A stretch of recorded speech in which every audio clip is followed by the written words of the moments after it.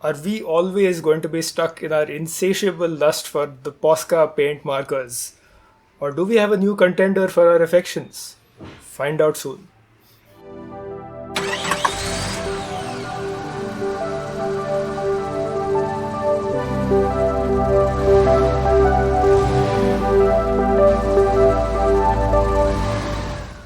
Hello and welcome to Stationery Test Drive, where we are always a good mark for a good marker, and I think we have got the most markerific markers that you could ever get. I'm Vishal. This is Minjal, I'm Samir. and today we're looking at, as Vishal said, the Liquitex professional paint markers. We have them in four colors here: silver, gold, white, and black. So we're going to need to break out the ever trusty black paper. Why don't I handle white, which I guess the silver and the gold, one of them, and one of you handles the white and the silver. So yeah, that's your marker right there. It's talk about a wedge shaped thing. It's like ooh yeah, and you kind of have to punch in to prime it if you want a more steady line. You can do a really nice quick hard line like that. You can do a nice slow meandering curve thing if you want to do some, as Minjal has shown previously on I believe when we tested out this black paper, right? So this is the Sundaram black sketch paper, the artist notebook that we've tested in the past. Yeah, and the paint fumes are going to get to me because wow, this is Yes, we are, heavy duty stuff. we are discovering the. Well, no spoilers meant, but probably the only negative I found about these. You need good ventilation. You do need good ventilation. Unless you're into that sort of thing, in which case, that's up to you. We're not saying that there's any ill effects of this thing, but it's quite a smelly marker. If you grew up with smelly markers, this is nothing new to you. But it's not been that way for a while, right? Like markers don't smell as much as when we used to have them growing up. And yes, this very graphic display of these things tells you that the Liquitex is a liquid, because some of the places where I punched in especially are still quite liquid. I'm not even going to touch this one. But they're wonderful markers. Did we all enjoy using them? Yes, a lot. So I've actually been using the Liquitex markers for over 6-7 years. Whenever I do canvas board pieces, I usually give it a coat of Winsor and Newton acrylics, and then I go over the final strokes with the Liquitex markers. And I think the important point to make is that you've been using these Liquitex markers for 5 or 6 years. Yes, Yeah. and they've not run out of the ink, and they work well. The nib has retained its wedge shape. Yeah, that's a nice sharp black edge. It's got character to it. It's not like you're buying these. You are kind of buying these for their texture. I think. I don't think if you want the pure black, like filled in thing, just get a cheap marker, a cheap permanent marker. Here you want. This is an artistic tool, a brush tool. Yeah, one of the reasons I actually also bought this is that I've actually seen a lot of YouTube videos, where graffiti artists, use obviously much bigger markers straight onto walls or other surfaces. And when you're using this, really you feel like a street artist or a graffiti artist. Yeah, because you have to kind of like shake it, and it's got that And- nice and- sound, and you press it and to prime it. And just because of the size of it, there is no elegant Yeah, way to hold this. you Like, can't have be to like- you almost want to hold Yeah, it yes. like a weapon. Yeah, it's So that's what gives it a very different feeling than most of the tools that we use. yes. Speaking of things, this one of the things we always had a problem with through various different test drive episodes is gold pens and pencils, and the Yeah. kind of the quality of the gold. I'll try to get it to shine in the light here. Yeah, this is That is a good gold. a very I'm nice very gold. happy with that gold, and weirdly, I'm very happy with how grey that black is. I know that that's something, and especially if you saw our last episode where it was about pencils and how black they can get. This is a very grey marker, and I'm totally happy with that. As someone who uses Sumi inks and likes the textures of those kind of greys and blacks in there. I mean, these are meant to be, they say acrylic markers. They're essentially paint markers. I think with paint, you don't want that flat black. Yeah, you want texture, you want interest, you want something where, yes, you can be a sort of a street artist and get that very graphical style. But if you want that, just use a computer or use a cheap marker, like we said. But speaking of beautiful uses of the grey black, Yes, let's clear the board because we here at Stationery Test Drive are three artists and designers and calligraphers. Like Minjal said, she's used this for years, and this is her piece of, well, I guess it's calligraphy, but also abstract art and just like letter forms. Does this say anything, Minjal, or is it? This is all the trending hashtags on Instagram that say abstract art and abstract calligraphy. It's just, if you have to ask what it means, then you're not cool enough for it, I think. So what I used is the Liquitex black, and also our very trusty Luxor highlighter fluorescent markers. Yes, we have a whole episode on those ones. So And please go really and watch the episode, and really, if you can, just buy these highlighters because no, you don't want to just use them in the office. You create art with these are fantastic, the highlighters. Like I mentioned earlier, I've been using the Liquitex for some time, and as far as water-based acrylic markers are concerned, these are probably one of the best in the market. They're a little expensive, so one pen would cost roughly rupees 700. Which is nearly $10. So they are available as sets of 6, but they are on the expensive range of things. But then again, these are archival. They're light fast. They're available in more than 50 shades. and the fact that you've been using the same set for 5 years means that they're long lasting. long lasting and worth the money in some ways. Yeah, none of these seem dry. None of these. They're almost transparent bodies, so maybe you'll even be able to tell when they're kind of running low, at least in some form. But The only problem is that from what I read, the tips can be replaced, but once you run out of the ink, Liquitex does not really make refillable ink. Right. okay, So a lot of artists actually use inks from other brands, but they continue using the same pen body and the tip. Which Yeah. is good enough as enough. long as there's an option. and also $10 over 10 years. That's pretty good value, I would say. You could probably stretch this all the way, or maybe just make something really brilliant with it, and that would pay for itself. It's just in the joy of it. Speaking of the joy of it, I kind of went in a strange direction for my piece, which used the gold and the white, and I didn't end up using it the way I thought I would. I thought I'd do something like Minjal, which is like really graphic and really street arty and all. And then I just put it down on this this sort of test page that I'd done, and I really enjoyed the weird kind of almost. I mean, I guess painterly works because it is an acrylic marker. It's not a Yeah. not a pigment ink type thing.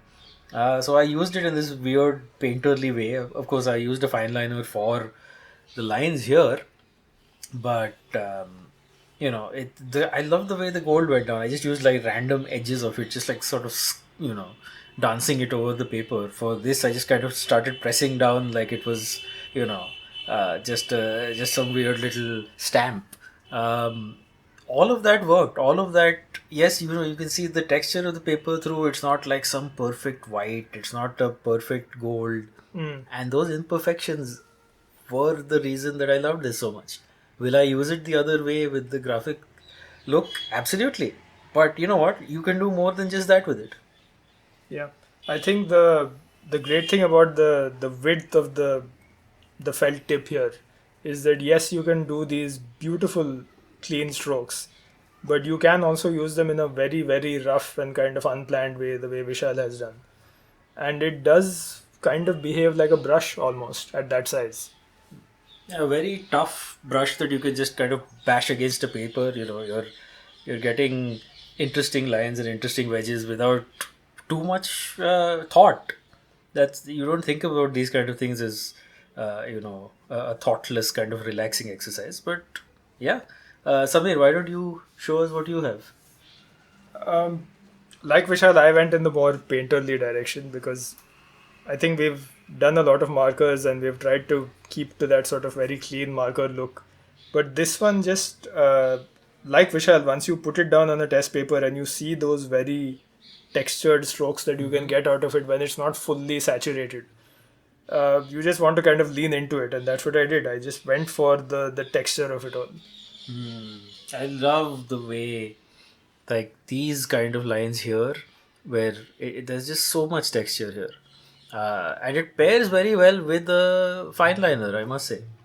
Yeah, this was just we didn't have, Vishal and I didn't have the black when we were working on it, so I just used a UniPin, one of our favorites. Yeah, I use the UniPin as well. So hats off to UniPin always coming in for us when we just did a simple black line. Yeah, what I mean, I haven't explored this enough to find something I dislike about it other than, let's say, the smell. So Yeah, I think one of the things worth mentioning is that the founder of Liquitex, he was, he's actually the one who had launched the world's first water-based acrylic colors. So most of the paints and I assume even markers were oil-based or solvent-based. Solvent-based. And it was Henry Levison, the founder of Liquitex, who actually came up with the first water-based markers. And this was in the 1950s. Yeah, the thing that we kind of take for granted these days is that we have, oil paints have almost become a secondary medium when it comes to, painters who are hobbyists especially. Oils are difficult to deal with. They require solvents to clean your brushes. They require solvents to use instead of water when you're mixing your colors. Today we take acrylic colors for granted, but yes, Liquitex, and they used to be known as the Permanent Pigment Company, I believe, before That's right. they kind of rebranded to Liquitex. Liquitex was the first paint that they invented that was acrylic and water based. So in essence, they invented what we call acrylic colors today. That's such a roundabout way of thinking about it, and not what you would think would be the natural progression. Our Poscas we've talked about several times. Are these better than the Poscas? That is the question that we posed at the beginning. I think they are as good as the Poscas at what they do. Yes, I would agree. They are different. The Poscas, I believe, are more opaque. Yes. The That Posca is- white definitely goes down more opaque. You can fill in a shape better, and that shape then becomes a sort of matte. But I think it wouldn't be too far off for Liquitex to make something like a Posca. It's just that they are going for a very different kind of applicator. The very wide felt tip that the Liquitex uses has a lot of texture to it. So when you lay down a layer, you're also kind of scraping through that layer. So you're not leaving this kind of clean Right. layer of paint like Yeah. the Posca does. Yeah. That's what gives it the texture that we have so enjoyed. But that also makes it less opaque. I think if they made a very smooth tip, it would be as opaque as the Posca. Yes, because Posca kind of makes a big fat tip, and we should try those out and see like as close to this. And just like the Posca, the Liquitex markers can also be used on various surfaces. So it would also be interesting to try it out on maybe say a canvas board or a wood panel, glass even. Right. Maybe we do like a comparison between Posca and Liquitex on some of these different surfaces.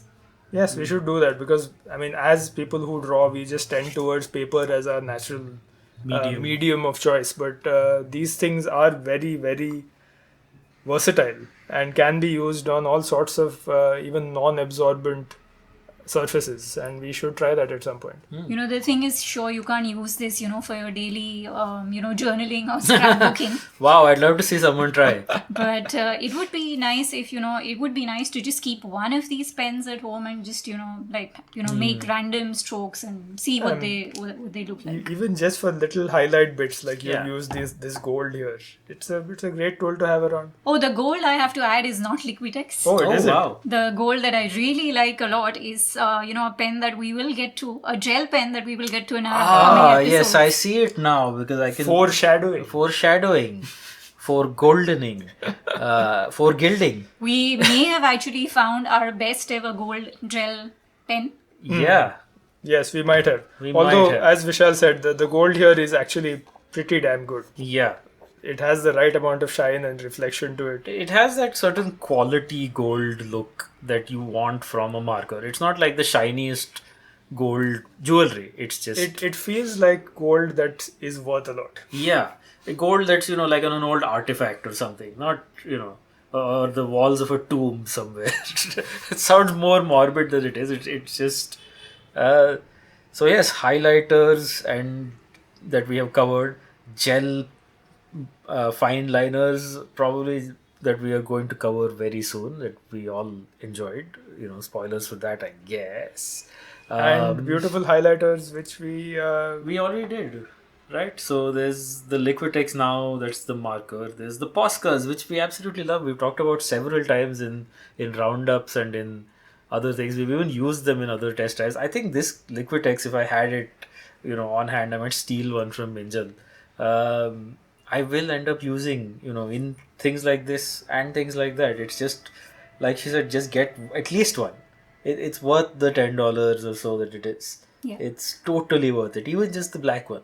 If if you want to do something just, like that or street arty, there's really nothing quite like an acrylic marker. I'm glad that we, grew up in a world where we didn't have them and then suddenly we did, and then it's just, And as we've mentioned before, the one proviso to this is that yes, it does have quite a strong solvent smell to it. But I assume that's what keeps it running for 5 years without drying out. Yeah. It's such a very dry and broad nib. So it's a price to pay, but it's just something that you'll have to live with. if you can open a window and use it, that's always recommended, especially with solvent-based things. You just don't want to take a chance with that. And yeah, we hope that you will take a chance with us at least, because we'll be back. Like we said, we're covering one of the best sets of fine liners, cheap and cheerful, that we've ever covered. We've already seen the gold in action on Minjal's piece. You will see the rest of the colors that were very vibrant. So if you're into that kind of thing, do come back for that. Until then, I'm Vishal. This is Minjal. I'm Samir. And we've already mentioned these, but I'll do it again. If you like markers, definitely check out our video on the Poscas, one of our favorites. And as far as the bright colors are concerned, our Luxor highlighter video is one that you must see.